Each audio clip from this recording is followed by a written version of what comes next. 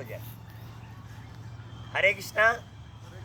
ఈరోజు ఫిబ్రవరి 14 తారీఖు రోజు. ఎందుకంటే పాత యోగా సాధకులు చాలామంది తక్కువయ్యారు, వీళ్ళందరూ కొత్త వాళ్ళే.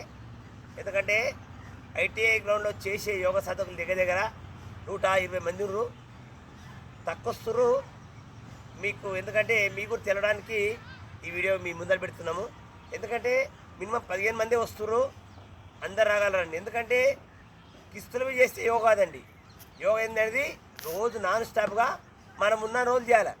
చేస్తేనే మన బాడీ మనకు సహకరిస్తుంది. ఎందుకంటే జీవితంలో మనము హాస్పిటల్ పోవద్దాలనుకుంటే రోజు 1 గంట సేపు యోగా ఎవరైతే చేస్తారో వాళ్ళు ఆరోగ్యమే మహాభాగ్యమే.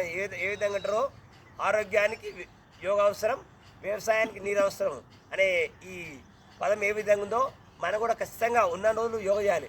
100 సంవత్సరాల్లో కూడా మనం ఫిట్నెస్ ఉండే కెపాసిటీ ఉంది యోగలో.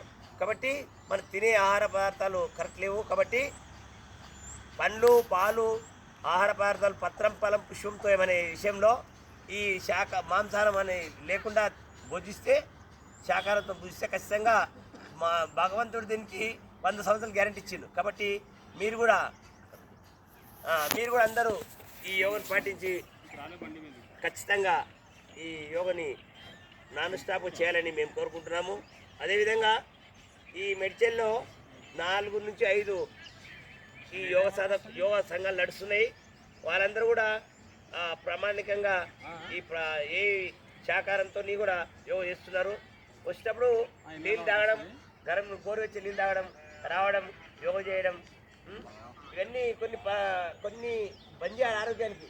ఈ కాఫీలు, కూల్ డ్రింక్స్, అదేవిధంగా మటన్, చికెన్ ఇవన్నీ బంద్ చేస్తే ఏమైతే ఆరోగ్యం ఫిట్నెస్ ఉండే కెపాసిటీ ఉంటుంది. మన డాక్టర్ డే రోజు చెప్పారు, ప్రపంచంలో అమెరికాలో ఈ క్యాన్సర్ ఎందుకు వస్తున్నాయంటే మటన్ నుంచి వస్తున్నాయంటే డాక్టర్లు ఈ విషయం చెప్పారు డిక్లేర్గా. కాబట్టి మీరు కూడా అవన్నీ కొద్దిగా వదిలిపెట్టుకొని మీరు ఆరోగ్యంగా ఉండాలనుకుంటే ఈ కూరగాయలు, పత్రం, ఫలం, పుష్పంతో ఈ ఆహారం తింటే చాలా ప్రశాంతంగా, ఆనందంగా, సుఖంగా ఉండొచ్చు అని కోరుకుంటాం. హరే కృష్ణ.